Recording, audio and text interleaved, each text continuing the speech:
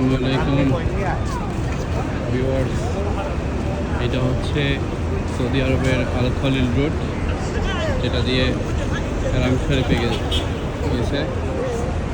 এই রাস্তা দিয়ে সচরাচর বেশিরভাগ আমাদের দেশে বাংলাদেশি মানুষ এই রাস্তার হোটেলে থাকে। এটা হচ্ছে আপনার ক্লক টাওয়ার।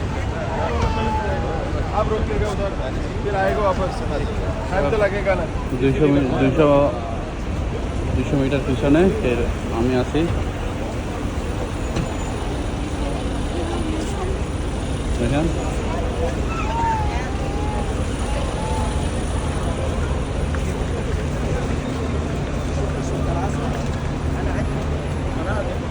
আল খলিল রোড।